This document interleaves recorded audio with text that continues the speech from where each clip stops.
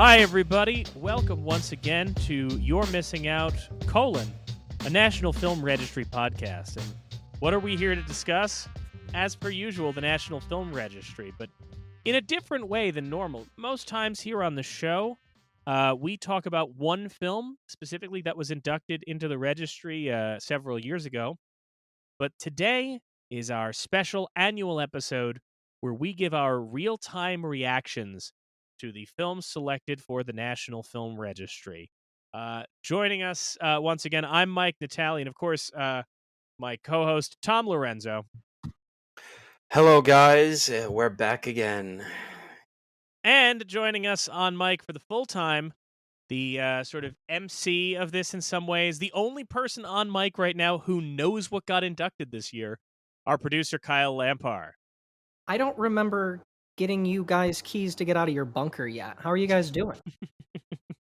Tom's been out of the bunker. Tom's been out and about.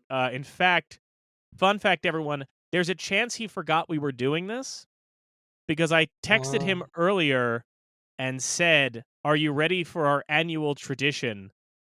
And he thought I was referring to the Mel Gibson movie Fat Man, the Santa Claus movie. Because I was going to see Violent Night, yeah. And he goes, and then next the yearly tradition. So I go, yeah, that and Fat Man, the two recent badass Santa Claus movies. No, I think the thing is, Tom, if you're missing out, the podcast is a child, and Tom, you like to say a lot like, oh well, Mike, you came up with the idea of the show. If I'm the mother of this show, in some senses, Tom, you are the absentee father, where every once in a while I will just text you and be like, you know we're doing this, right? And you're like, ah, crap, he's got a birthday party, I got a softball game going on. I don't know, put some money in a card. You're not wrong. But today is a very special episode because, especially now that we're both on mic and we know we're doing this, what we don't know is what movies got into the National Film Registry. That is because, for those of you listening to this for the first time, we are going to give you our real live reactions. Kyle knows the 25 films that were selected this year for the National Film Registry. It has been a little over 12 hours since they went live. It probably went live a little earlier today. I don't know, but yeah, I think around like 2 a.m., but I woke up at around 7 this morning and they were there, so they were... It has presumably been discussed on social media. We tried so hard not to spoil it for ourselves, I deleted Twitter off my phone. We have a vested interest in this, not just because we do a podcast about the National Film Registry, but at the end of every episode, we select films that we think should be in the National Film Registry. So, related to whatever film we discussed, Tom and I each pick a movie that we think belongs in the registry that's not already there. Then, at the end of each of our seasons, we take that list of 50 films with some extras, and we submit it to the Library of Congress in the same way that anyone can. Part of the beauty of the National Film Registry is that anyone can submit suggestions to the National Film Registry that will be discussed by their panel. Kyle, I think you said you have a stat about that this year. Year over year, there was a 11% increase in film nominations for the registry. So, like to think what we at least had a little bit of a part to play in that. So we were part of that 11% increase of submissions. Tom and I each submitted 25 new films, and then in addition to that, Kyle supplemented that by submitting some of his own picks that we discussed on the show, and all of the films that we had submitted during season 1 that had not previously been selected for the registry, because, in a very cool thing, last year, one of the films that we selected for the National Film Registry, or suggested to the National Film Registry, I should say, they took that suggestion, and Watermelon Woman made it into the National Film Registry. So, without any further ado, unless there is further ado, does anybody have any ado to further? No, I'm pretty well a dude. So, well, I'll read my 25 that I submitted at the end of season 2. Tom will do his, and then Kyle will wrap us up with his submissions and all of our season 1. So, here are the 25 films that I submitted at the end of this past season, season 2. I suggested to the National Film Registry The Kid Stays in the Picture, Annabelle's Serpentine Dance, Scarface, Inside Deep Throat, Fiddler on the Roof, Gimme Shelter, The Dover Boys at Pimento University, The Social Network, Dead Presidents, Juice, Jackass Number 2, Bob and Carol and Ted and Alice, American Dream, Rejected, Lady and the Tramp, Pee-wee's Big Adventure, The Children's Hour, Harvest of Shame, Possibly in Michigan, The Elephant Man, Flesh, Claudine, Up in Smoke, How the Grinch Stole Christmas, and Davy Crockett, King of the Wild Frontier. And my picks are Training Day, Bad Boys, Heat, Bram Stoker's Dracula, George Washington, The War Room, Here Come the Coeds, Sorcerer, Letters from Iwo Jima, The Outsiders, Smokey and the Bandit, The Bridges of Madison County, Blue Collar, 300, Breezy, Top Secret, Magnificent Obsession, Miss 45, Wes Craven's New Nightmare, Cross of Iron, Boomerang, Mikey and Nicky, The Naked Gun, High Plains Drifter, and Open Range. And my picks were Spider-Man 2002, Me at the Zoo, the first YouTube video, American Psycho, and Superbad. And of course, if you are a longtime listener, one of our guests, Dr. Robert Snyder, had a pick of his own ready when he came on our show. He selected Head, which we had submitted on his behalf. And then in addition to that, Kyle, you also submitted our season 1 submission. So let's give everybody a refresh of what we picked back in season 1 that was also resubmitted this year. So these also were in the conversation about what they might select. We've got Boogie Nights, Hannah and Her Sister, Technological Threat, the 1938 serial The Lone Ranger, Moulin Rouge, Iron Man, Bamboozled, Dixon Buffalo Bill Films, Terms of Endearment, The Little Mermaid, Blue Velvet, Street Fight, Tongues Untied, Batman, A Clockwork Orange, Just Another Girl on the IRT, Gentlemen Prefer Blondes, Crazy Cat, Bugologist, Thief, the 1910 Wizard of Oz, The Watermelon Woman, Eternal Sunshine of the Spotless Mind, Helga, It's a Mad, Mad, Mad World, the Trump Talk Citizen Kane. How'd you describe that one? Errol Again, Morris clip, I guess. Great. And then for Tom's pick, we've got Barton Fink, Rolling Thunder, Madawan, Man on Fire, Scott Pilgrim vs. the World, Blade, Casino, Fort Apache, They Live, South Park, Bigger, Longer, and Uncut, Brick, Nixon, F for Fake, Twin Peaks Fire Walk with Me, Failsafe, Crooklyn, The Blues Brothers, Magnolia, Fat City, Brazil, Blood Simple, The Age of Innocence, The Hired Hand, The Train, There Will Be Blood, and that's it. So that is everything that was submitted on our behalf to the registry. As we noted, Watermelon Woman did get in after we submitted it. We technically didn't submit Clockwork Orange and Blues Brothers because those got in halfway through our season because of the way we had things scheduled. But the real question and the real reason why folks are listening, if anyone's still listening at this point, quite frankly, the real reason folks are still listening is to see what got in this year and what we think of it. We got Watermelon Woman in last year. Will we get any in this year? Tom, Kyle knows, but what do you think? Do you think we got any in? Do you have a guess at how many? How do you think we did between all 50 of these or 100 of these films? I'm gonna take I'll say we probably got something in, at least one. I'll go be a little generous and say I think we got 3 in this time. Okay. I don't know, but I'm gonna say 3. Can I tell you what I hope it is? I hope it's only one, and I hope it's Here Come the Coeds. Just because I want it to be just the one that had the least amount of thought put into it. It would be quite fitting. All right. Oh, wait, we should explain to folks one thing. The way this is going to work, Kyle is going to give us just the year and the title. If Tom or I, or both of us, know what it is, we'll talk about it right off the bat. If we don't, then Kyle will read us the registry statement for what the film is. From 1898, the Mardi Gras Carnival. I mean, 1898's not a narrative, so I would not know what that is beyond presumably just a film of a carnival. So what's that all about? It's my favorite movie. How dare you? Yeah, I don't know. It's probably like a 5-minute clip at fucking Mardi Gras. 'Cause, like, just like, oh yeah, we have footage of Mardi Gras. What is this, Kyle? In 2013, the Library of Congress issued a detailed report showing that over 70% of silent era American feature films have been completely lost. Many of these titles perished in nitrate fires, while copyright owners often melted the films down for their silver content once their theatrical runs ended, feeling the films no longer had any commercial value.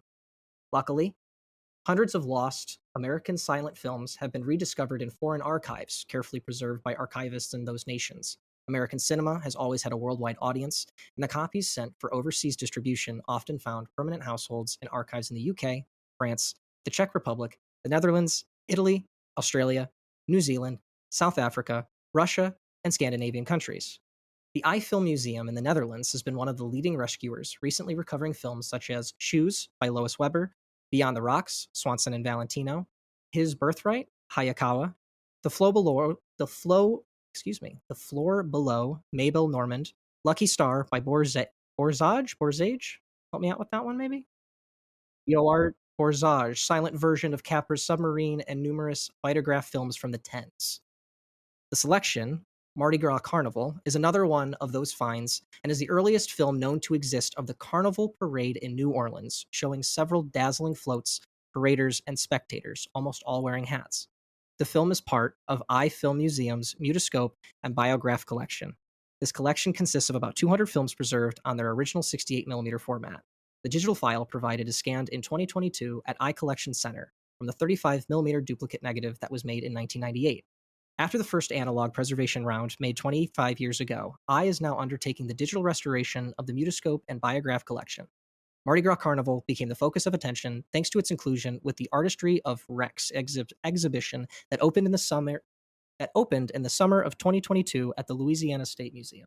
Okay, so what we're looking at there is a case of, because I wouldn't have known what this was, but once Kyle started giving us all the description, I'm pretty sure I remember hearing about this truly because my partner and I have thought about taking a trip down to New Orleans, and I came across this thing about it is essentially the earliest, unless I'm mistaken, Kyle, you're the paragraph, it's the earliest footage of a Mardi Gras celebration, and it was one of these things that I think was long thought to be lost, and some historian came across it, and that's kind of what we're seeing, especially when we deal with these earlier picks. Like last year, the first film they inducted, or the oldest film they inducted, was that Ringling Brothers Circus Parade. That was just like one of these candid films that captured, because it was filming a circus parade, it captured Black life in that period in a way that wouldn't have been depicted in a traditional narrative film. And I think, obviously, I haven't seen this particular Mardi Gras celebration film, but it does feel like part of that, like that paragraph was addressing trying to preserve all of these old mutoscopes and all of that. I do think there's something to the idea of, now going back to these films that, after the, by the time we introduced the Great Train Robbery, which we talked about last season in like 1910 or so, the public loses interest in watching these slice of life films. So there's really no interest in preserving them. But now we get to go back and look at those, and historians are interested in looking at those because they capture a way that people live in a way that I think people of the time took for granted. Like, who wants to see that? So I do think there's something to that. So that's an interesting pick. Yeah, I think it's interesting. I'm all for the archiving and saving of all these old films, and especially these kind of things where it's like Mike said, slice of life. It gives us a little bit of a peek into the past in a way that we really can't. As much as good as some production design can be on movies set in the past, there's nothing really like seeing the unfiltered view of what things look like in the fucking 1800s. So I'm all for this. That's super interesting too, because 1898, that's got to be it's not the single oldest film in the registry, which I think is still Newark Athlete, but that's got to be one of the oldest in the registry, I'd assume, right? It's probably the oldest in a while, at the very least, Yeah. right? Yeah, How like I many said, of these 1800s can possibly in there? yeah, like anything I know of that's like 1800s in the registry, I think is like the Edison films, like Newark Athlete, Yeah. and like I don't think Monkey Shines is in, but one of those. Not the Well, Not the. we'll get George Romero in there at some point. I was gonna say not the Romero. Well, he is in there for Night of the Living Dead, but Yeah, anyway. but we'll get him in there for his real best movie. So I assume, that's the oldest one. Kyle, what is next up for us? We jump ahead to 1948 through 1951. It's a collection of. Hang on. I'm sorry. I want to just interrupt for a second. Really? It's that big a jump right off the bat? 50 years. Yeah. We've spent all morning joking about how Tom is usually like bored for the first half of this when we're just talking about like old footage of trains, and they just breeze. And you said 1945 to 1948 through 1951. Yeah, it's a collection of home movies Okay. from Cab Calloway. Wait, hang on. Home movies from Cab Calloway? Yeah. Minnie the Moocher, Cab Calloway. That the roller coaster I just went on in terms of like Kyle goes 1948 to 1950 whatever, and I'm like, ooh, maybe it's like some weird film serial, and he goes home movies. Okay, what am I gonna watch home movies from Cab Calloway? What? Are there any? Is this the first home movie series that has ever entered the national? No, there are a ton, Tom. There are actually a bunch of them. Really? Yes. Yeah, because I know Disneyland Dream. That's definitely in there. And then there's like a couple of like different families' home movies that get in because they show communities in America that are never depicted on film. But Cab Calloway's home, Kyle. I gotta hear this paragraph. Yeah, what is the paragraph for Cab Calloway's? I mean, we know who Cab Calloway is, but there's no way either of us can even conceive of what his home movies are.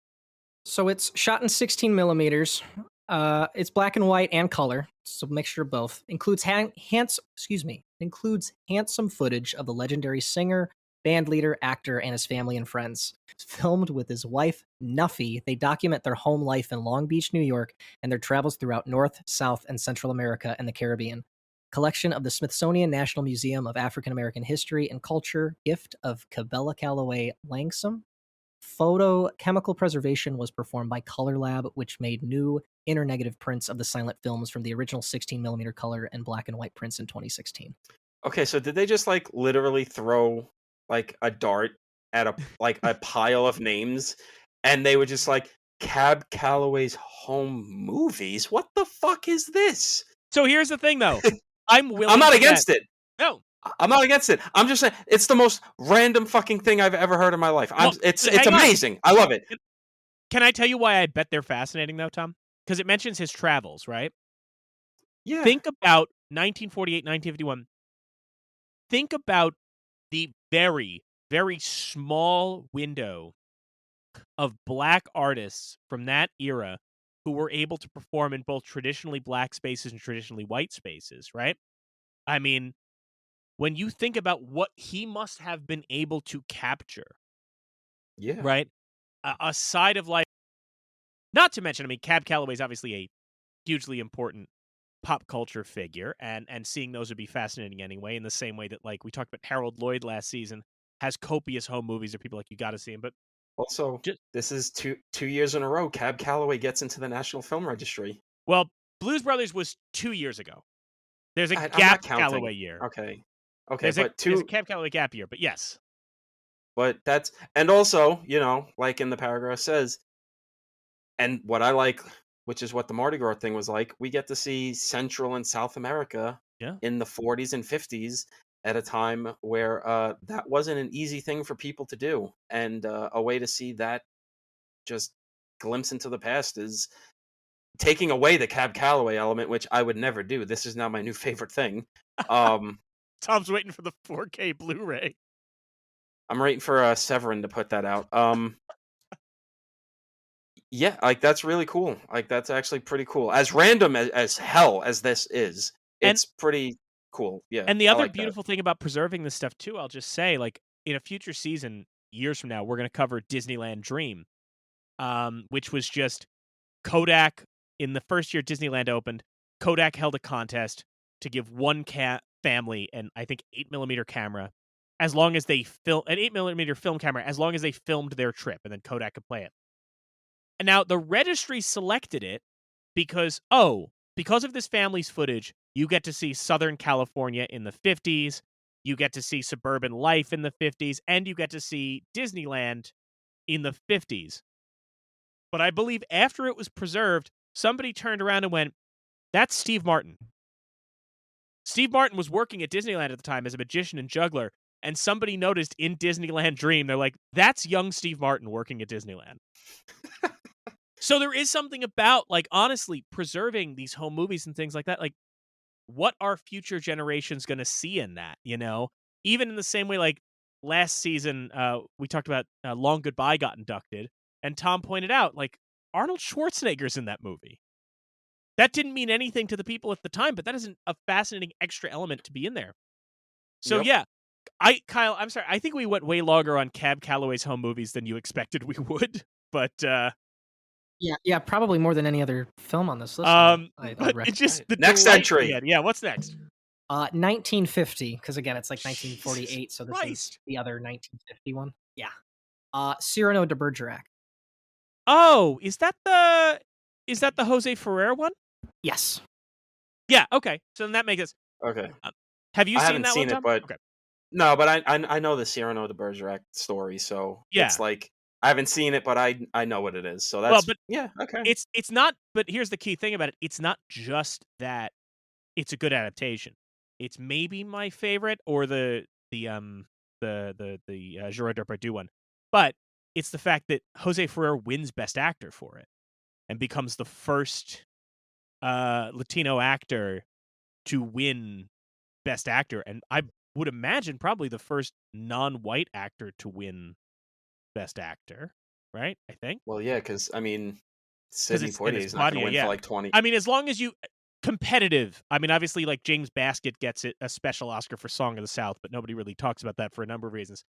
But yeah, Jose Ferrer wins Best Actor for Cyrano de Bergerac. So, setting aside the fact that it is a great adaptation, which, by the way, I think people can watch because I think that movie fell into the public domain. But in addition to being just a great film adaptation, yeah, Jose Ferrer winning that Oscar for that is an incredible achievement. Hey, I'm into it. That's all good to me. I like the Cyrano story. My favorite is probably Roxanne, but what are you gonna do? Yeah, next entry. It's not Cab Calloway, so I don't care. From 1963, Charade. Oh, okay. Okay, yeah, okay, cool. That's cool. Wow, you know what's weird about that? I just talked about how I think Cyrano de Bergerac's in the public domain. Charade, definitely in the public domain. Maybe one of the most exploited public domain films of all time. And probably the best Hitchcock movie Hitchcock didn't make until Yep. Brian De Palma shows up in the scene. I mean, obviously, we all, I think, are on the same page that we prefer the truth about Charlie. But, listen, if we're going to do, Charade. No, really, Charade is great. It's Audrey Hepburn, Cary Grant. Phenomenal score. I do think it's one of these movies that its public domain status helps its legacy, because I feel like it can get played anywhere at any time and be on any DVD anywhere. And I think that helps people Yeah. find it. And it's It's one of those movies that can be like on the screen in movies. I'm pretty sure it was a movie. It was the movie being watched in a movie theater in this horror movie on Shudder I watched earlier this year called Watcher with Micah Monroe.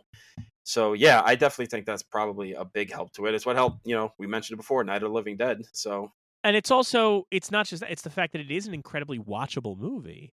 And I think it's watchable in I think its public domain status helps Charade be the kind of movie that's like a TNT movie before there's a TNT. You know what I mean? In Yeah. terms of it gets endeared to you because you can see it anywhere. I think it's maybe a bit of a weird movie on a first watch to try and get on its wavelength, because Grant and Hepburn are so seemingly mismatched, because it is kind of doing the Hitchcock thing, but it's kind of playful, and you never know how seriously it's taking the story. And to kind of jump off of that public domain thing, helping it, I think it also helped it stay alive a lot longer than it did, because it's playing off of the Hitchcock thing, Mm-hmm. where a lot of Hitchcock movies weren't available for a long time. Yeah. Because of rights issues with the studios and stuff. Excuse me. So, people couldn't see Vertigo North by Northwest until like the 80s. But you had Charade. It's right here. We're going to show it. Yeah. People liked it. It wasn't like people didn't like it. It's in the fucking registry. Again, not Cab Calloway's home movie, so go fuck yourself, Cary Grant. But yeah, I mean, that's pretty cool. Kyle didn't read the paragraph. I'm just realizing. So yeah, we're only doing the paragraph. Oh, we don't have know to. the movie. Oh, okay. Yeah, Yeah. Fuck that. Next movie. Yeah, because otherwise it's just going to eat up so much. Because they're getting verbose now with Okay. some of these paragraphs. So Yeah, that one for Mardi Gras well, wasn't a fucking paragraph. That was a college essay that someone had to write. yeah. Okay, so what's after sure? I can't believe we're already up to the fucking 60s and we're like 5 movies in. What is this going to be? From 1963, Scorpio Rising. Oh, okay. That's one that I feel like is shocking it wasn't already in. There are other Kenneth Anger films in the registry already. I think Ode to Artifice is in there. But I think Scorpio Rising is his most famous and most well-known film. So I'm shocked it took this long, other than the fact that it still feels so controversial. It's kind of like how Pink Flamingos got in last year. And Tom, when it got in last year, went, I'm shocked it's not in there. Scorpio Rising, for those who don't know, it's about 26 minutes long, I think. It has an incredible soundtrack made entirely of unlicensed music. Kenneth Anger satirizing both masculinity and fascism. It's a film, an experimental, non-narrative film about a Nazi biker gang that gathers together in their garage, pump and iron, looking at their Marlon Brando pictures and listening to all their doo-wop music and, being just so masculine and so manly that they're flexing. And then they start pulling their dicks out and they start pissing on each other and having an orgy on the Nazi flag. And you're like, oh, right. Okay. Really transgressive for its day. Really shocking to see then. Still kind of shocking to see now, especially with that, that great doo-wop soundtrack to it. If I remember correctly, I think it gets protested by the Nazis, not because of the gay content, but because they were desecrating their flag. And the cops showed up and broke up, I think, the premiere or an early screening. Something like that. Well, they were already there, so. But yeah, Kenneth Anger is one of the most important experimental filmmakers of the 60s, and Scorpio Rising is maybe the most important film he ever made. So it is truly shocking that it took this long to get in, but for the fact that it is definitely the kind of thing that you could see like the Pat Buchanans of the world getting mad that their tax dollars are paying to preserve. That makes me so happy that it's in. I also love that last year we got Pink Flamingos in. This year we're getting Scorpio Rising in. Maybe we can alternate. Can I get another Waters next year? Am I allowed my one transgressive film? Do we get Hairspray or Serial Mom in next year? I'd be very happy. Anyway, Tom, any thoughts on Scorpio Rising? Never saw it, never heard of it, but all that sounds A-okay to me. Kyle, what's next? From 1967, Behind Every Good Man. I don't know what that is. No, I have no. I'm assuming it's a documentary from the title, but. Yep, this flirtatious, heartbreaking pre-Stonewall UCLA student short by Nikolai Ursin offers a stunning early portrait of Black gender fluidity in Los Angeles and the quest for love and acceptance. Following playful street scene vignettes accompanied by a wistful baritone voiceover narration, the film lingers tenderly on our protagonist preparing for a date who never arrives. The film is preserved by the UCLA Film and Television Archive. That sounds fascinating. So is it a feature or is it a? Do you know offhand, or I guess sounds like a student short. Okay, and what? That's about all I know. Okay, and it's about a Black trans woman. You said, right? Yes. Let me see. I just sent over an article that might help too. I mean, that definitely sounds interesting. And already we're like 6 movies in, and Yeah. it already is like clear that yet again there's a real push for inclusivity in this list and trying to reorient the canon without outright erasing like movies that we know are great, or Charade is maybe like the whitest fucking thing in the world, but it's still like we know it's a good movie. We could still say this is a good movie without doing what like the dirtbag left says we should just erase all like white people Yeah, movies, which is this like is I don't know. I mean, there's a lot of good whiteys out there that made movies, bad whiteys that made good movies. I don't know. I'm sure we'll talk about them next season with Philip Iscove. But yeah, I do like because this is an interesting pick in that it's not like, oh, we're doing inclusivity for inclusivity's sake, so we're putting in like the best man or something. It's like, oh no, this sounds like really interesting, like forward thinking stuff that actually probably inspired a lot of interesting filmmakers. Huh. On Letterboxd, Nikolai Ursin is credited as Nick Elliott, and his other directing credits appear to all be porn. Well, there you go. Second most popular movie on Letterboxd, besides Behind Every Good Man, is a 60-minute film called Morning, Noon, and Night. The synopsis is mustachioed and handsome Greg Myers and Dave Daniels search for true love among three humpy studs. So, I say that to say, it does feel like even though we had 4 years of conservative rule recently, it does feel like the National Film Registry, between Scorpio Rising and this, have very consciously gone, all right, the evangelicals are not going to pay attention to what we're doing anymore. We can get the good stuff in. You know what I mean? Like, you couldn't have put this in 1990, like Rush Limbaugh would have had a conniption. And I like that they're finally just being like, all right, we can do this now. What's next, Yeah, Kyle? it's all good. From 1967, Titicut Follies. Oh, okay. Okay.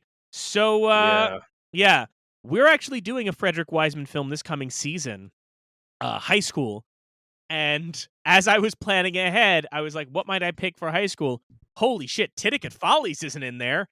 That's insane. That should absolutely be in there by now. So now I need to rethink what my registry pick would be for that. But absolutely, Titicut Follies should be in there by now. Titicut Follies is a very affecting documentary, as you guys can probably tell by the way that Tom and I both reacted with what sounded like shivers. Is that fair to say, Tom? That's a movie you don't forget seeing. This is a movie that's almost like a dare. Yeah. And not in like the edgelord Serbian film way, because this is a documentary and it's like, oh yeah, humanity just fucking sucks. Like things are just bad and things are disturbing and like I don't know. It's just ugh. You don't forget having seen it. We'll probably talk about Titicut Follies a lot when we talk about high school, because they are kind of intertwined insofar as one of the things that Wiseman does so well as a documentarian, especially in this era, is the way that he can kind of make his subjects feel comfortable enough with him and make them feel like he is going to just capture their day-to-day. Like, he doesn't rely heavily. High school has no voiceover whatsoever. And if you watch it without paying attention, you're just going to see a collection of clips. But then as you focus on it, you start to see exactly what he's selecting and why. With Titicut Follies, I mean, with Titicut Follies, Frederick Wiseman does for mental institutions what Upton Sinclair did for factories with The Jungle. You know what I mean? Like, he really just exposes the inhumanity of it. In a way that I'm legitimately feeling slightly anxious thinking about it. I'm not joking. My skin is starting to crawl a little bit. We will talk about it, which means we'll have to watch it again. But also, oh my god. Well, luckily you don't have to watch it again for like 40 years, so it's fine. Oh my god. Titicut Follies, it deserves to be in there. Incredible film. Should have been in there much sooner, but holy shit. Okay. What's next, Kyle? I don't want to talk about this one anymore. From 1968, Mingus. Mingus? Mingus? Yep. Okay, so this is about Charlie Mingus, the jazz musician. Yes. Okay. So I guess it's a documentary. Yeah, I would imagine, or a concert film? Is it a documentary or a concert film? I'm gonna guess that counts. This raw portrait of the legendary composer and bassist Charles Mingus is an invaluable, at times sad and harrowing document of one of our great American composers. The jazz scene in New York in the late 1960s life in Harlem, and Mingus's eviction from his apartment. In his interviews with director Thomas Reichman, Mingus riffs with bemused but knowing frankness on issues including racism, his place as a jazz musician in a white dominated American society, politics during the civil rights era, and women. Mingus also features rare and remarkable footage of the artist performing in clubs. Interesting. I've never seen this. I would like Neither have to. I. Yeah, I'm definitely interested in watching a documentary about 1960s jazz stuff. Well, especially because 68, shit's bad for Charlie, you know? Yeah. And also, so yeah, Mingus also has a lot of opinions all the time about anything. So I would imagine watching that, he's going to say some things. Yeah, I think a couple years ago they put a Thelonious Monk documentary in too. So I'm glad they're getting that in. I mean, important cultural figure. So next picture. From 1971, Manzanar. No fucking clue. I know nothing about it, but I'm going to assume it has something to do with the Japanese internment camp of the same name. Looks like it. Robert Nakamura created this documentary as a film student at UCLA Film School's Ethno-Communications program. During his childhood, Nakamura had lived in the Central California Japanese American internment camp of Manzanar. He recollects his childhood experiences at Manzanar, feelings, smells, sounds, the FBI taking away his next door neighbor active in judo and kendo, the stark surroundings, his parents maintaining a cheerful front, going to the camp bathroom and not remembering which of the similar looking barracks he lived in. The film serves as a pensive meditation on how his time there as a child has affected his adult life. Japanese music serves as a commentary on the images, and the shaky handheld camera footage attests to the disjointed and stressful nature of his childhood at Manzanar. I mean, that's definitely not going to be a fun fucking thing to watch, but I'm definitely interested in it because I've always been fascinated about how this country just always conveniently sweeps under the rug the Japanese internment camps. Yeah, one of the worst things we've ever done. Just conveniently. Like, Yeah. okay, yeah, we'll talk about slavery, even though a lot of people bitch about, do we have to keep talking about it? It's like, well, at least you're acknowledging that we're talking about it. We talk, but we don't talk about the Jap. It's crazy that we just don't talk about the internment camps. And to go off your point of we couldn't get some things in under conservative rule, we couldn't have gotten this under fucking Trump because he was literally the internment camps came back into popular conversation again because of his clear intent to probably get internment camps going for Muslims. Well, it's strange though you said, because like the other thing is like it's something that as you would think that it would be a topic for art and film in a big way, especially now so many years out. But like other than maybe like Bad Day at Black Rock acknowledges the internment camps, and beyond that, like you don't really see a lot about it even now. I mean, George Takei tried to stage a musical on Broadway about his life in the internment camps, I believe called Allegiance. That couldn't really draw box office after a while. Like it needed more support, needed more love, because people just don't want to acknowledge it or look at it. And I think that I know the second season of that show, The Terror, was set in an internment camp. It was canceled after that season because I don't think people want to watch stuff like that. People seem to conveniently forget that the Karate Kid, for as 80s rah-rah as it is, has a very heartbreaking scene where Mr. Miyagi gets drunk on sake on the anniversary of his wife and child's death in an internment camp while he was off fighting in the war, which is just like, oh, this is a sharp right turn into darker territory than the go-go Reagan 80s would seemingly allow a movie to go, especially one that was so successful. Don't get that shit. Love it. I mean, I love that they went to that well and gave the movie a greater depth than it needed. But yeah, we just don't talk about it. I think that's just a greater symptom of this country. We don't like to talk about our sins. I mean, I say we talk about slavery, but we really don't. We conveniently ignore everything and try to just sweep it under the rug. That's why Reconstruction didn't work. That's why we're still dealing with the 13th Amendment. That's why, every time a black person gets shot by the cops, you got to hear every conservative go, do we have to hear about slavery again? It was 200 years ago. It's like, all right, but they're still getting killed in the streets with impunity, guys. I don't know what to tell you. And that's kind of what, especially in recent years, the film registry has been good about. And we talked about it last year when the murder of Fred Hampton got inducted. Yeah. Remember, these films are getting preserved by the Library of Congress, by an act of Congress. They are preserved. That cannot be taken away. And as such, we cannot deny it. For as much as this may seem like a silly thing that a bunch of film nerds getting together to talk about, the fact of the matter is, by Carla Hayden putting this in front of Congress and adding this to the film registry by an act of Congress and preserving it, the government is acknowledging this and that we have it on the record in a way that cannot be denied. I have not seen Manzanar.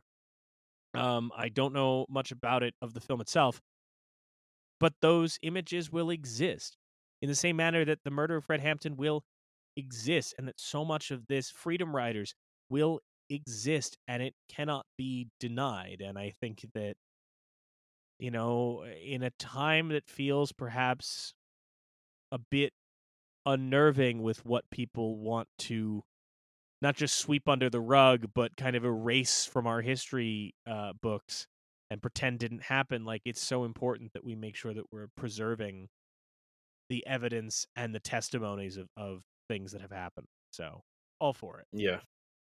Yeah, I'm all for that shit, man. So, next picture. Give us Jesus. something a little less depressing. It's been a heavy one so far, Kyle. What's up, bud? From 1972, Betty tells her story.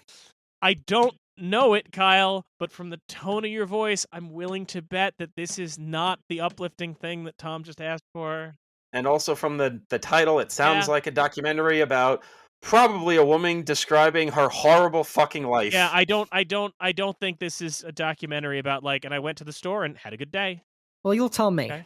Leanne Brandon's classic documentary explores the layers of storytelling and memory, how telling a story again can reveal previously hidden details and context. In this poignant tale of beauty, identity, and address, the filmmaker turns the storytelling power over to the subject.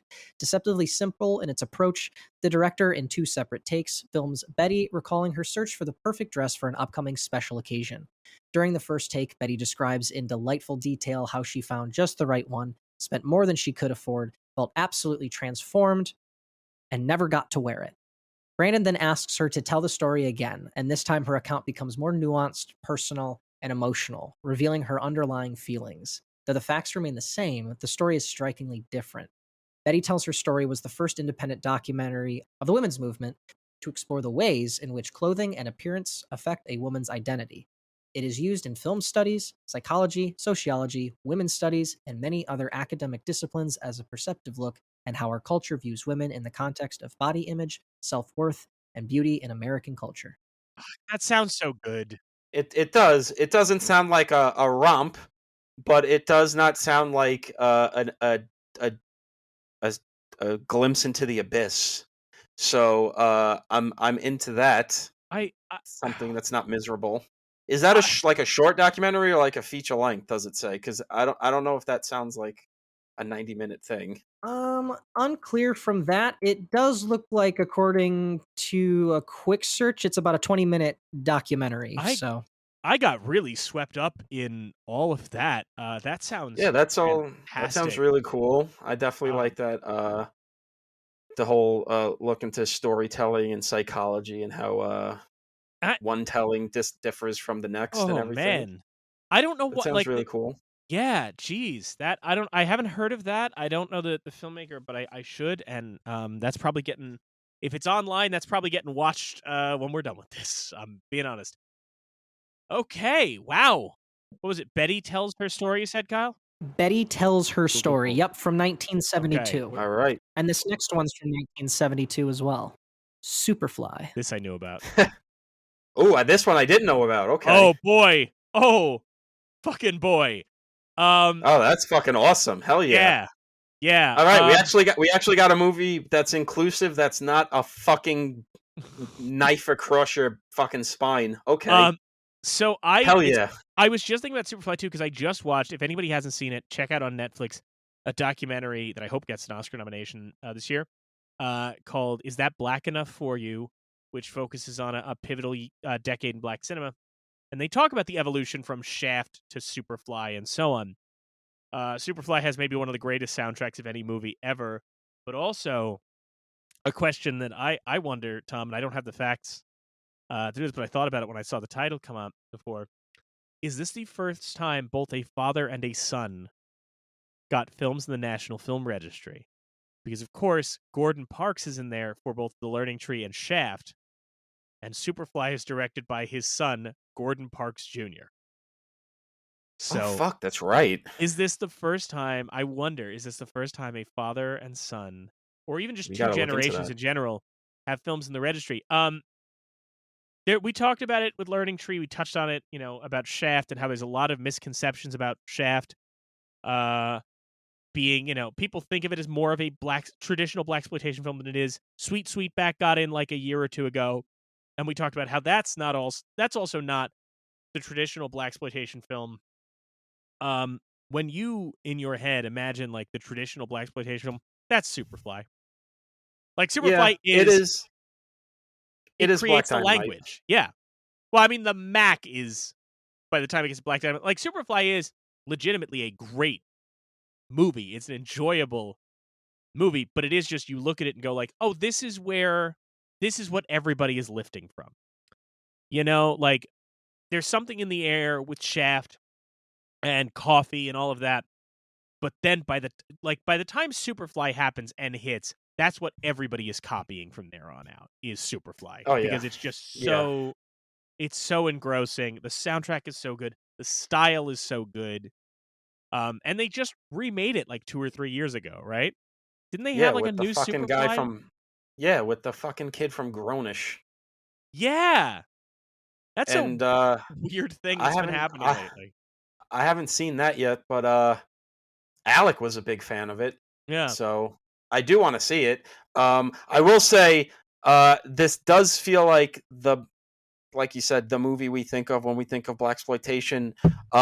Mainly because it's not a good movie, but it's a good soundtrack, which elevates it to being a good movie. Because it's frankly kind of incompetent and really fucking stupid, but it's very stylish and it has a great soundtrack. So you're just like, yeah, this is cool. I mean, my brain would probably do better from just huffing nitrous, but okay. It's like I'm into it. I like bad movies. It's fine. I'm being honest here. This is a dumb fucking movie. So hell yeah, at National Film Registry, get your freak on. This is the lightheartedness I needed after the fucking internment camp shit. God damn. Yeah, that was a stretch of like Titicut. The mood in the room changed when Titicut Follies came up. It's like someone just told us JFK died. What's next, Kyle? From 1974, Attica. A documentary about the 1974? Attica. Is there a different documentary called that? Because there was a documentary called Attica that came out like last year. Is this like a more? Wait, hang on, 74? Jesus, Attica. wasn't Attica 72? September 71, according to the 71, paragraph. yeah. This had to be this. So this is like insanely contemporaneous. Is it? Wait, is it a documentary or is it like some art film about Attica? It does look like it here. So Americans have often ignored somewhat out of sight perversions of the American dream: inequality, race relations, conditions at mental hospitals and prisons. These issues only gain the spotlight with coverage of a horrific situation. The September 1971 Attica prison uprising is the deadliest prison riot in U.S. history. To protest living conditions, inmates took over the facility, held hostages, issued a manifesto demanding better treatment, and then engaged in 4 days of fruitless negotiations. On day 5, state troopers and prison authorities retook the prison in a brutal assault, leaving 43 inmates and hostages dead. Cinda Firestone's outstanding investigation of the tragedy takes us through the event, what caused it, and the aftermath. She uses firsthand interviews with prisoners, families, and guards, assembled surveillance and news camera footage, and video from the McKay Commission hearings on the massacre. An ex-inmate ends the film with a quote hoping to shake public lethargy on the need for prison reform. Wake up. because nothing comes to a sleeper but a dream. Jesus. Fire. And I just want to watch that. That sounds incredible. I just looked up Cinda Firestone, and she made this film when she was 23. Insane. Sure, I'm in. I'm entirely unfamiliar, but I mean, haven't seen it. I've heard of the event itself. I've listened to Al Pacino scream that name many a time in my day. So yeah, I'm definitely into a documentary about it. Let's do it. Let's fucking roll. the one last year was 60-year-old Tom fantastic really too, wants to watch so, this. 60-year-old Tom. Next picture. From 1976. Tom, I know what it is. what came out in 1976? It's Carrie. Yeah, there we go. I know this one, yeah. It's Carrie. Yeah, Brian that rules. De Palma's That's Carrie. great. Another one that you feel like, of course, it took a while to get in, but yeah. Absolutely. Well, that honestly, it just feels more like it's threefold why you would. It's all right. You'd think it would be in because it's such a canonical classic in your mind, but you have three strikes against it. One, De Palma. Mm-hmm. Okay. He's a divisive figure, and we tend to think of him as this sleazy schlock guy. So he kind of gets knocked. Maybe. It might be. Maybe like Hi Mom is in there or something. I don't know. Not. You also got Stephen King, horror writer, tends to be looked down upon from the higher, the higher ups, the elite. And it's a horror movie. And it's like an unabashed horror movie. It's a movie that ends with a fucking bloodbath at a school.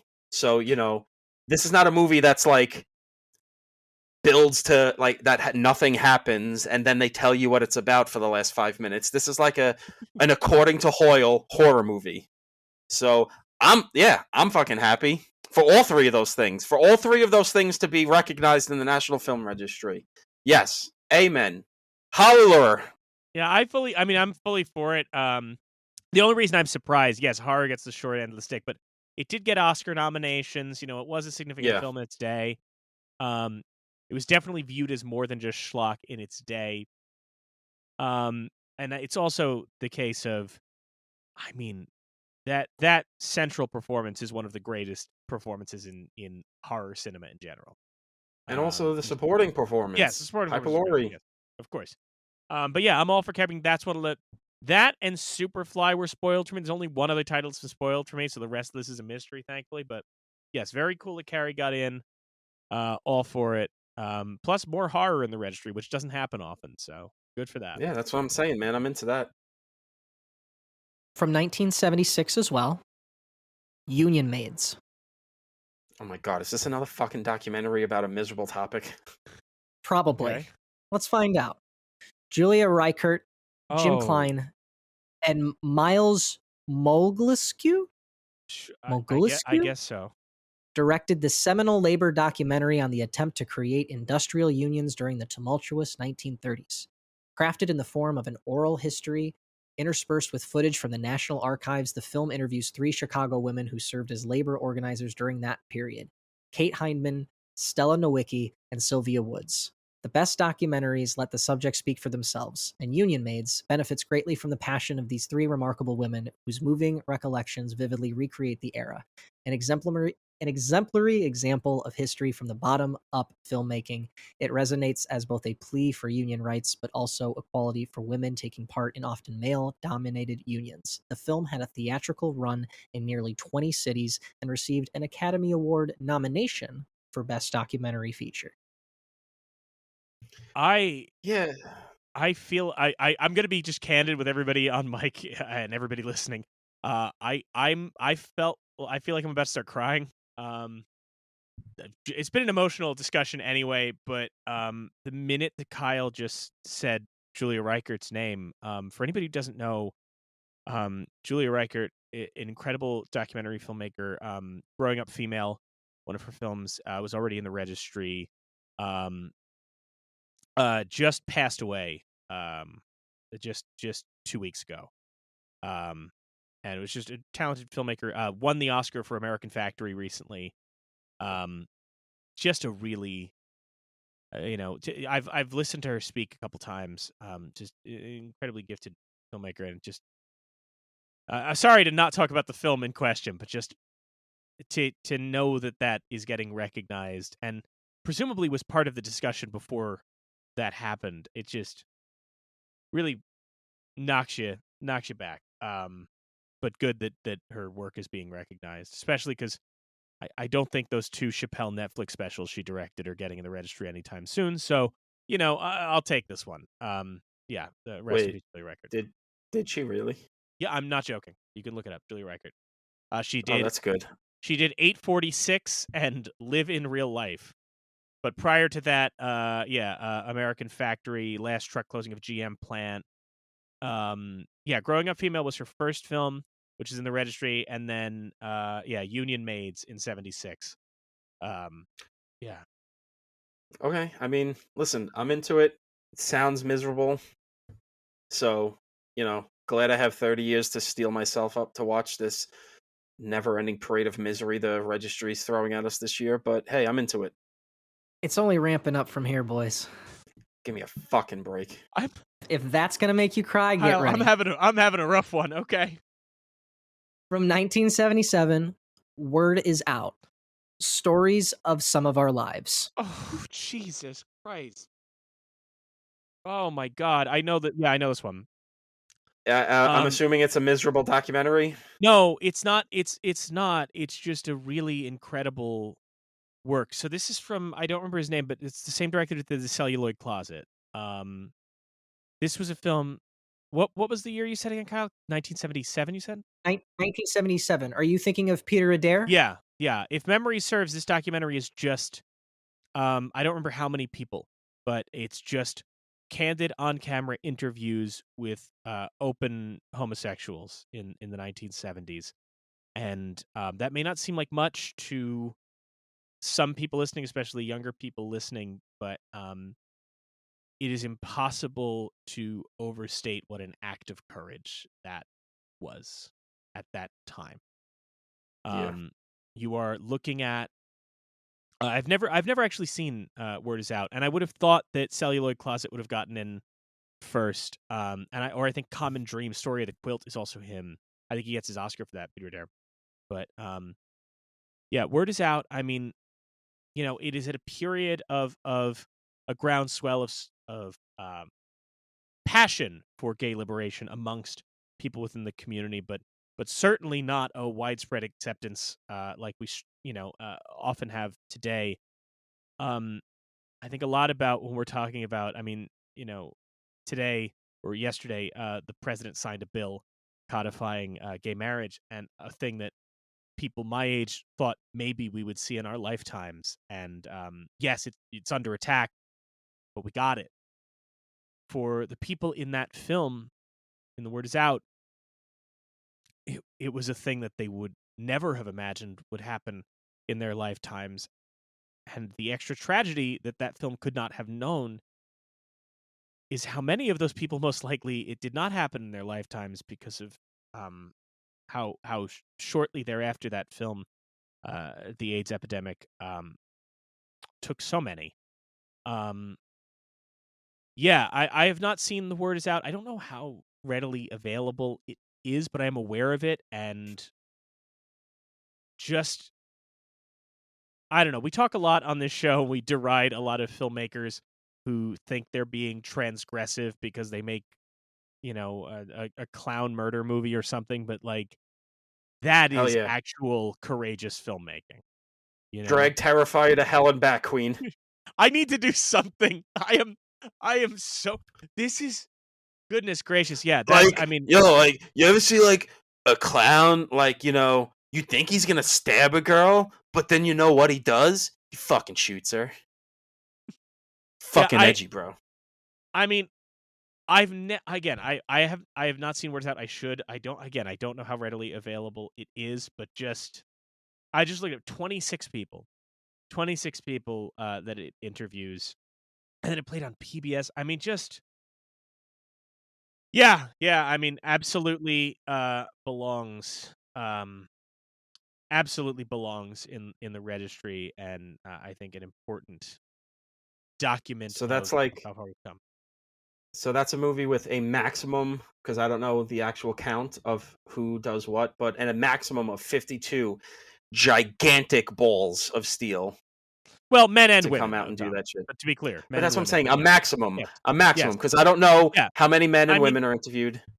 I mean, we don't. That's the thing. I think it is just.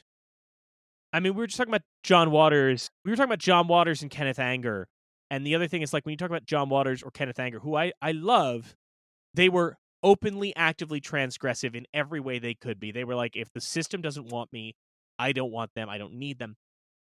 But the people that we're talking about in this film are just telling you, like, we are just people living our lives, and that's such an act of courage. Yeah. Anyway, what's next, Kyle? Next God. picture. From 1979, Bush Mama. Oh, okay. Wait, Bush Mama. Is that an American film? I mean, it has to be. It got in. We've What actually is that? we've talked about Bush Mama on the show Yeah. before. That's a Haile Garima film. Right? Yeah, they're counting this in this Okay. case as Garima's UCLA thesis project. Got it. thesis Okay, that project, makes yep. sense. Yeah. So if you guys remember when we talked about Killer of Sheep, we talked about that LA Rebellion group. Which was Charles Burnett and Julie Dash. We talked about Haile Garima primarily about on that episode. We talked about Sankofa because that was a movie that was so hard to find for so long and recently got restored and put on Netflix. Bush Mama is probably his most famous film, but it's also, I think still hard to find. I think, but yeah, Haile Garima, a really interesting filmmaker, but at the same time, seemed so opposed to Hollywood and the system, that I wonder how he feels about being enshrined in the Library of Congress now. Bush Mama, part of the LA Rebellion, I believe, deals with, or primarily deals with the idea of a Vietnam veteran returning home, at a time pretty much around the same time the Deer Hunter was doing that, but in a much more, I think, transgressive way. Very cool to see Haile Garima get acknowledged in that way. I think a lot of that LA Rebellion scene is getting that recognition. I mean, Julie Dash has 2 in the registry. Charles Burnett has 2 in the registry. Very cool. Very, very cool. Bush Mama. Again, you guys can go back to Killer of Sheep. We have a discussion with Danielle Scruggs about this picture, but hell of a choice. Very cool. Next picture. From 1982, The Ballad of Gregorio Cortez. Okay. I've heard of this. Yeah. It's in the Criterion Collection. Is it? The only reason I know of so. It is. This feels like I wanted to check this out after reading the freaking little blurb of it. It's incredible. This is Edward James Olmos is the lead, right? Yeah. The only reason it came on my radar recently is like a couple months ago, the Hispanic Caucus. I sent you guys it. The Hispanic Caucus submitted a letter of Latino films they wanted in the registry, and this was on there. And I came across and went, oh, what the hell's this? And looked it up and like, oh, that sounds awesome. I haven't seen it, but I'm very curious to see it. Kyle, did you want to give us the paragraph for this one? I can, yeah. Acknowledged as one of the key feature films from the burgeoning 1980s Chicano film movement, The Ballad of Gregorio Cortez was based off folklorist Americo Paredes' acclaimed account of El Corrido de Gregorio Cortez, a key work of the Chicano studies movement. The ballad from the borderlands of Texas and Mexico explored the creation through song of the folk hero Gregorio Cortez, a poor Tejano farmer accused in 1901 of killing a sheriff who had shot Cortez's brother during a poorly translated interrogation. A posse of some 600 Texas Rangers pursued Cortez for 11 days before his capture, as widespread newspaper accounts of the chase and subsequent trial spurred the creation of the ballad.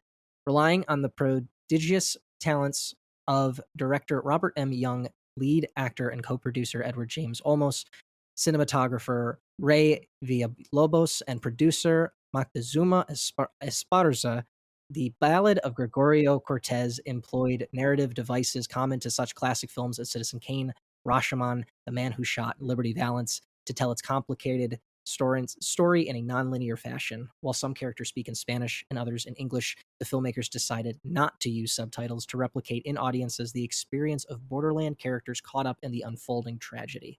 The film has been preserved by the Academy Film Archive. Sold. Yeah. Yeah, I haven't Yeah, that seen it, sounds but I will. dope. I heard about it when the Criterion came out. It sounded great then.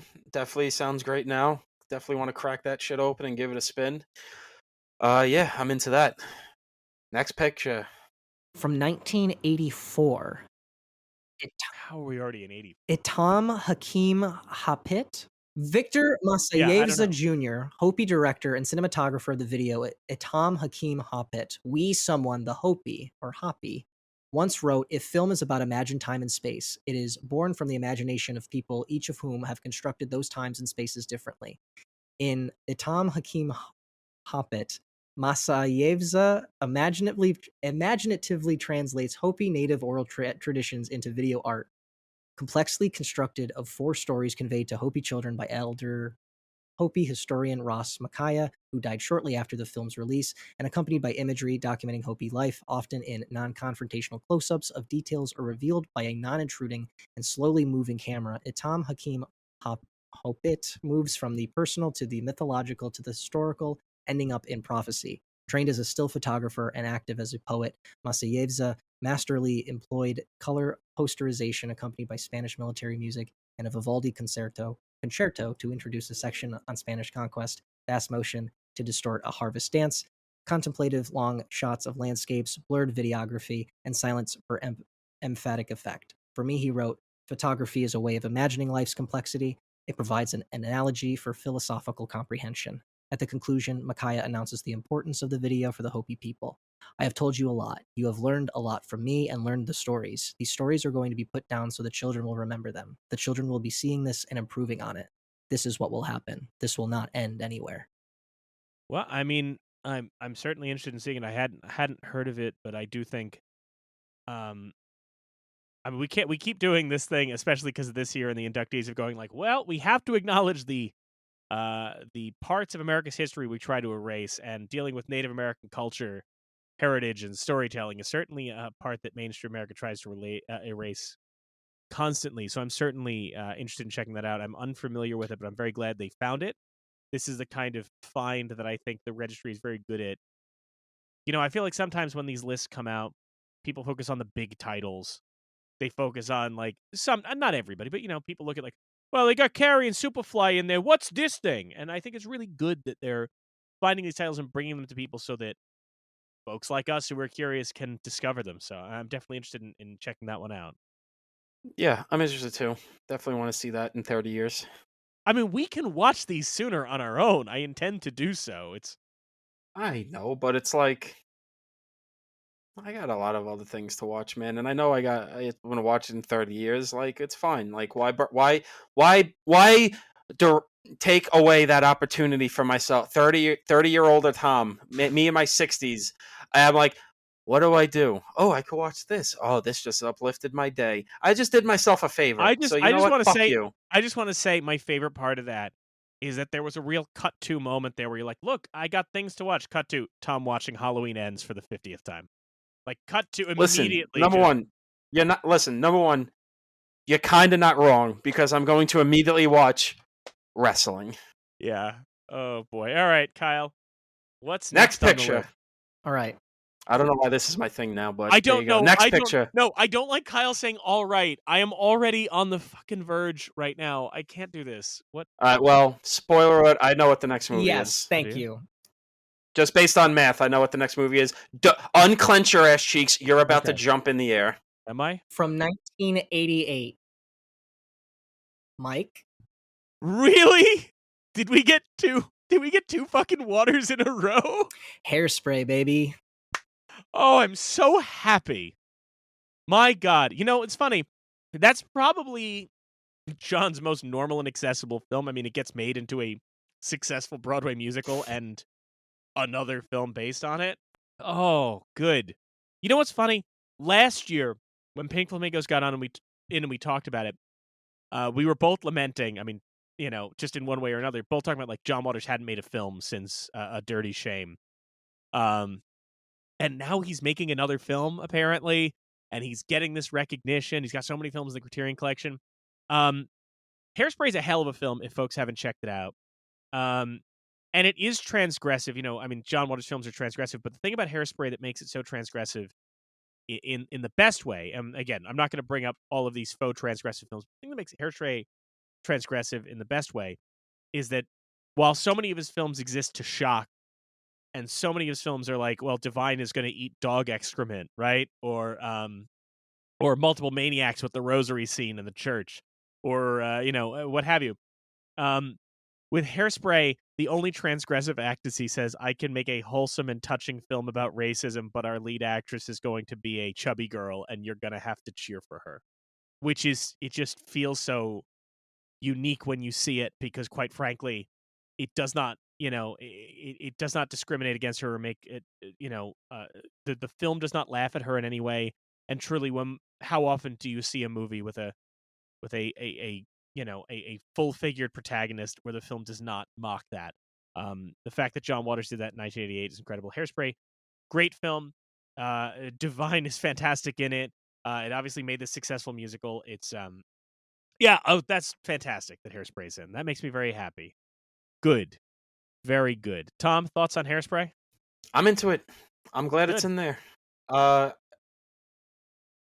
forget. I know it was you who said it about that John Waters. My relationship with John Waters is that when people describe him, it's a filmmaker where I go, yeah, be transgressive, piss people off, do crazy shit. That also makes me go, I'm literally never going to watch your movies except for Hairspray. Like, Hairspray is probably the one where I'd be like, okay, he's not doing his weird, like, poo-poo eating stuff and, like, you would go all whatever the in on fuck the Serial rosary Mom. scene. You would love that one Serial also, Mom. too, I'd probably like. I mean, I think it's really mainly just, like, the weird, like, yeah, like, the poo-poo eating stuff, and, like, I don't even want to know what the rosary scene is. You can guess. I can guess. I Guess don't where it want to goes. know. Yeah, up a butt. I know. I get it. Close. Multiple Maniacs. Great movie. Yeah. Oh, but yeah, God, I'm that's glad it's nice. in, and also, just nice to have a nice movie in this list. Yeah. This is. Listen, I've been I should be candid with you. I haven't been in a great mental health place the last couple weeks anyway. But boy, has this been an emotional one. Like the last two we did were like, we're yelling about stuff, we're cheering about stuff. This one's been heavy, man. Cool. Okay, what's the next one, Kyle? Next picture. Are you happy? Want to be more? Yeah. Do you want to be happier? I'm afraid. Okay. How am I going to be happier? From 1989. And our first induction of the night, The Little Mermaid. Wow. Okay. Yeah. Wow. Fuck. No. Oh, Jesus Christ. Okay. Yeah. You're gonna cry about The Little Mermaid? No, Tom, I'm not crying about The Little Mermaid. I'm crying about the fact, I'm near crying about the fact that we just talked about a couple of entries ago, word is out, this documentary about openly gay people right on the precipice of the AIDS crisis. And now I'm thinking about the only film that Howard Ashman lived to see completed.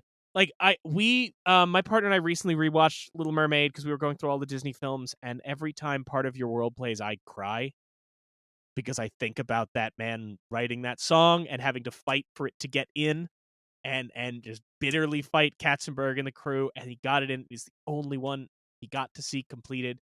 That's right. I did pick Little Mermaid for the registry on our Snow White episode. I mean, it's an incredible film. It kickstarts the Disney Renaissance.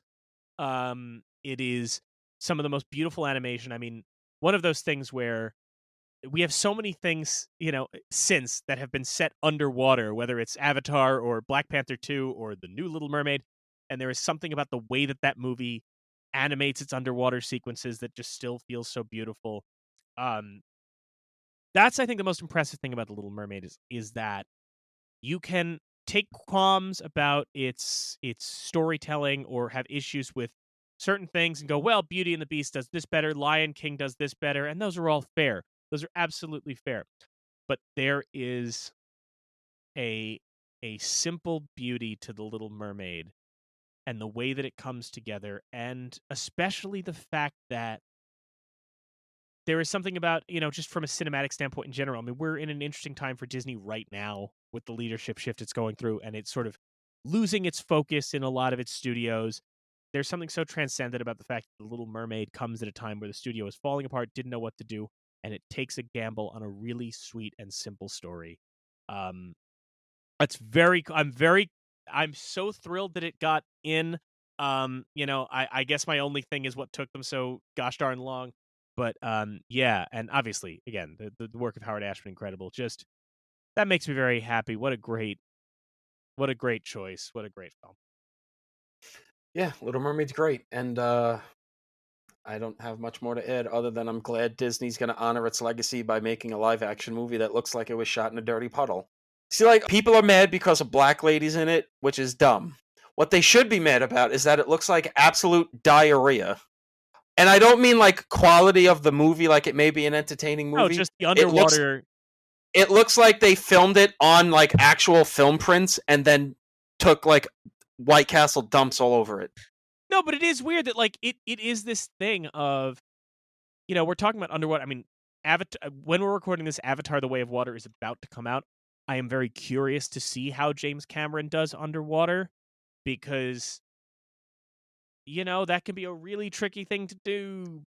Because, I really wish that the undersea world in Black Panther 2 looked as good as it could have, and it just looked dim. Well, because it's like, bad. it could look like, because Aquaman did it well. Yeah. Black Panther did not. I mean, but it's also the thing of Little Mermaid, and we're going to get off Little Mermaid soon, because I'm sure there's other films to talk about, but if you look at Little Mermaid, the thing I think it does so smart in the way that it does those undersea sequences is that rather than come up with some hard and fast rule about, like, well, what should the undersea look like, there really does seem to be a conscious decision of, like, hey, will it look cool if we get to see the light refraction? Then let's do it. Will it look better if we're just, letting you see everything you need to see? Then let's do it. It's just about what looks best in the moment, and we as the audience fill in the blanks instead of having to figure out this hard and fast visual rule that wouldn't serve it well. But yeah, Little Mermaid, incredible film. Very glad for that. And very glad that we got one in. We are tied with last year. We got one in. Next picture. Can I make you happier? Kyle, I don't love the malevolence here, but yeah, okay. The malevolence. Malevolence? I'm more curious to see truly if you're about to bawl, because from 1989 and our second induction of the night, Tongues Untied. Wow! Okay. Wow, yeah. Okay, yeah, I nominated that to the registry during our Nanook of the North episode. That's a Marlon Riggs film. It's Marlon Riggs' probably most famous film. Part documentary, part art film. We talked about it a lot on the end of Nanook of the North, so I won't spend too much time on it here. Go back and find that episode. You can also find the film in the Criterion Collection, probably on the Criterion channel, part of that signifying work of Marlon Riggs' collection. But between, I believe you said it was Behind Every Great Man, was the UCLA documentary about the black trans woman, and Word Is Out, and now this, like, just the serious concerted effort on the part of the registry to recognize queer history in America is it is seen and heard, and very good to see that they're doing that, especially with such important films. I've talked enough about Tongues Untied at the end of Nanook North, but folks, look it up. It's a remarkable work in so many senses. I'm very happy that's in. Wow. I'm very happy we got a second movie in this year. Jesus. Very cool. Yeah, we did. Hey, Mike. Yeah. Mike, can I tell you something? We're going to have a third. Fuck you guys. That I know. That one I know, because that one got spoiled, because that's in every headline. Yeah. Whoo, boy, what a weird. Okay, yeah. Is this, listeners, tweet at us. Is this fun for you? I feel like we're on an emotional roller coaster this time that we're not. See, normally. I'm not on an emotional roller coaster, but I am watching Mike have a hysterectomy in real time.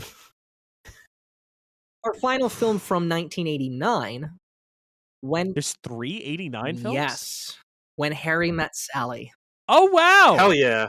Yeah! Hell yeah. Love Yeah. it. We loves to see it. Rob Reiner supremacy. That's another guy where you just go, how is every movie he did from that run, from Spinal Tap to fucking Misery, or excuse me, A Few Good Men.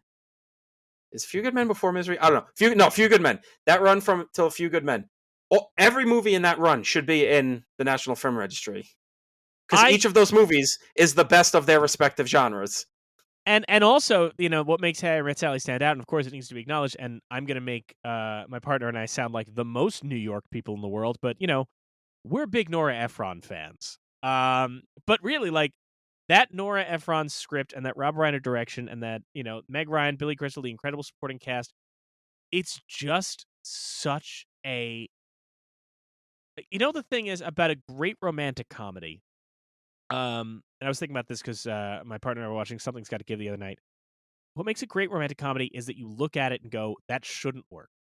And there is so much about When Harry Met Sally that, as great as the script is, and it's a tremendous script, and as great as the direction is tremendous, any one of those pieces is even slightly off, and that whole movie doesn't work, right? Like, Crystal has to be just right. Meg Ryan has to be just right. The lines have to be just right. You know, that famous Katz's Deli scene in another film plays terribly. But it just gets the tone so right. What a great film. Another one that you feel shocked isn't in there already. Well, that's what I'm saying. That fucking run Reiner had, every movie is the best in its respective genre. This is, like, the best rom-com. So, like, what the hell, guys? I mean, good on you for getting to it now, but also, what the hell, guys? Glad it's in. Reiner supremacy. Yeehaw. Kyle, next picture. From 1990, House Party.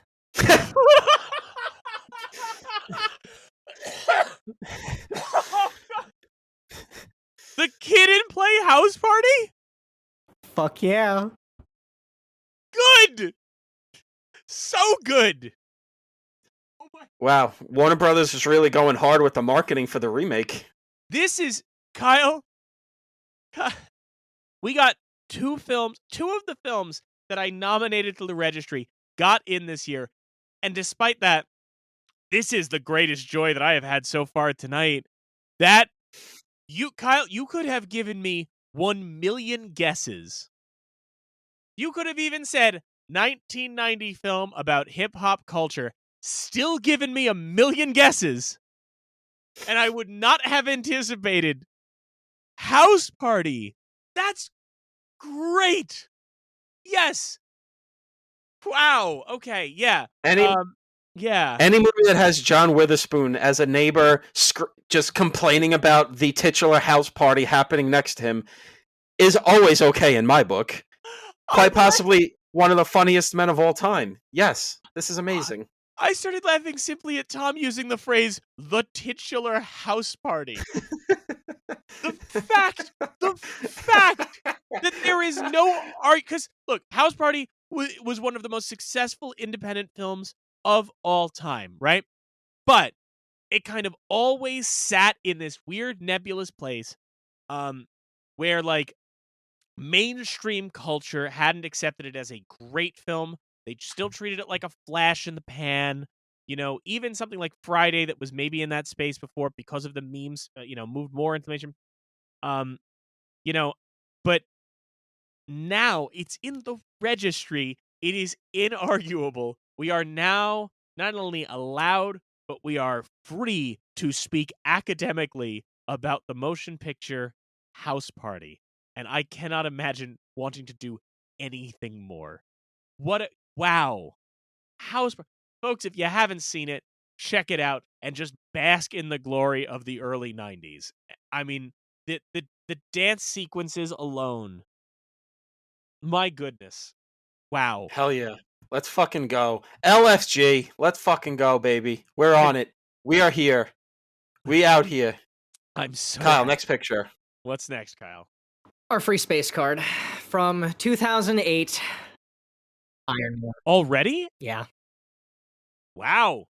Okay, so Iron Man, That's the one we all knew about. I'm sure that got spoiled in the Yeah. headlines a million Yeah. times. Yeah. And good on it. That was I selected that as a registry pick for Star Wars. Basically arguing, the manner in which it created the contemporary blockbuster the way Star Wars did. I have my little Iron Man sitting right here because of that. I also think that there's a couple things with Iron Man that are significant.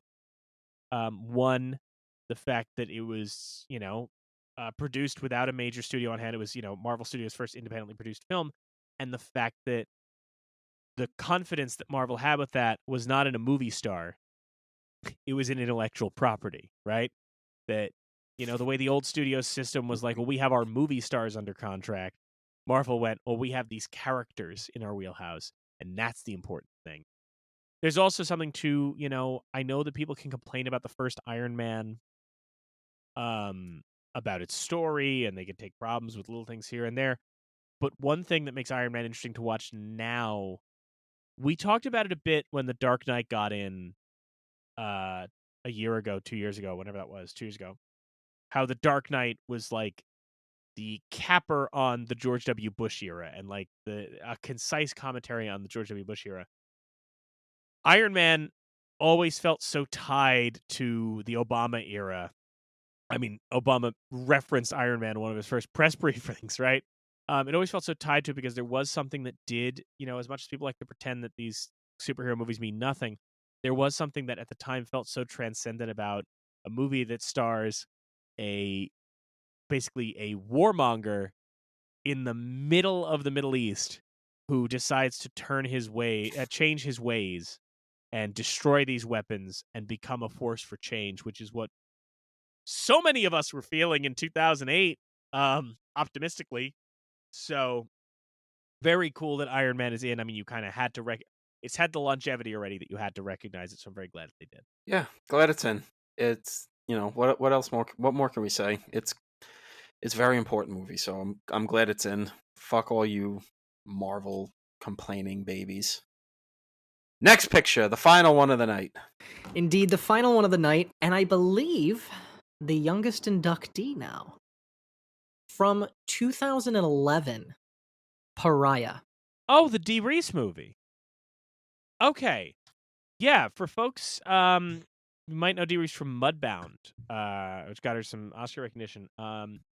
Yeah, Pariah is again more queer representation in the registry. A black gay woman is a central protagonist. Yeah, a really impressive independent film. First came to my attention when it appeared on Slate's Black Film Canon, and certainly a real calling card for Dee Reese in a really impressive way. Dee Reese, who I think is also the second ever black woman nominated for screenwriting, I think. So, incredible achievement. Yeah, very cool to see that. I'm impressed with that one. That's an interesting pick. Yeah, Pariah. Easily found, easily streamable. Folks should check it out. Yeah, cool entrant. Interesting that you decided to go with Mudbound for the Dee Reese credit and not The Last Thing He Wanted, the movie that set the world on fire. Everyone's still talking about it. I couldn't remember the title. They're about of that movie. There have been internal discussions about renaming Best Picture to Best Movie that isn't the Last Thing He Wanted. So interesting that you went with Mudbound. Interesting. I'm gonna remember that. Dee Reese is gonna remember that. All right. That is our reactions to the latest crop of National Film Registry films. If you were keeping track, fellas, how many of those have you seen? 5 confidently. Okay. 9. Yeah, I'm at about 11 by my count. So no Best Picture it's winners, definitely obviously. Yeah, that's the thing. Not just no Best Picture, there's no Best Picture nominees. So this was for folks listening. I was talking about how I was keeping track of the registry and how many times they induct Best Picture nominees or Best Picture winners. Literally every year since the registry started, there has been at least one film in the class of inductees that is either a Best Picture winner or a Best Picture nominee. It seems like this year is the first year that's not the case in the entire history of the registry. it seems like the selections were very pointed to be more representative, I think, in a very good way. I think that when you look at this class, there weren't a lot of films. I mean, yes, we heard Iron Man and went, oh, yeah, of course. And when Harry Met Sally, oh, yeah, of course. But there weren't nearly as many this year films where we just kind of went, oh, of course. Even the ones that like we like and that we have seen, it's exciting to see House Party get recognized that way, that kind of thing. I think it's super interesting this year, the crop of films they selected in terms of what it represents and what they chose to say with those selections. I think that's super interesting. Also, very cool that last year, one film from our registry submissions got in. This year, 3. I think that's very cool. 3 films got in of the films that we selected for the registry. None of them, unfortunately, Tom, were Here Come the Co-Eds. But, it's always next year. Your 12 documentaries this year. Wow! Jesus Christ. I guess that is a lot. Yeah. Wow. That's almost half the entrants are documentaries. All right. So, out of that, I will ask y'all one last question before we wrap up, which is, we acknowledge most of us have not seen most of these films, but fellas, of all the films that we talked about that were inducted this year that you have not seen, which one are you most interested in checking out after this conversation? Ballad of Gregorio Cortez. That one I actually might not wait 30 years to watch. I might actually wait like 3 weeks, but that is one I have it, so I can easily crack it open and watch it. But it also does sound like the most me thing that they could have inducted this year. So I'm definitely into that. Kyle? Boy. Betty Tells a Story. I feel like that'd be like an interesting, just from like a character study perspective. But it's like an actual... Betty Tells a Story, you said? Yeah. Just being able to sort of, just being able to kind of see that retold and whatnot. Yeah. I mean, I had no idea what it was going into it, but after that paragraph, I'm like, oh, yeah, all right. I'd be interested in checking that out. It's all right. Yeah. I guess I'll just go fuck myself. Gregorio Cortez was second on my list, Tom. So, we weren't far off. Oh, well, okay. So I'll only just fuck myself slightly less hard because it came in second for Kyle. Jerk off. Should I bump that down to third and take a House Party number 2 then? Wait, Kyle, have you never seen House Party? Never seen it, but now I'm Kyle, going make to. that number 1. Make that number 1 tonight. Make that number 1 whenever this episode is done. Let's make that number 1. All right. Folks, thank you so much for checking out our registry picks. Most likely, you will hear from us again in another special episode when we talk about the Academy Awards. Should be interesting this year with some of the things going on. We'll probably drop an Academy Awards bonus episode, and we are already in the process of booking guests and arranging Season 3.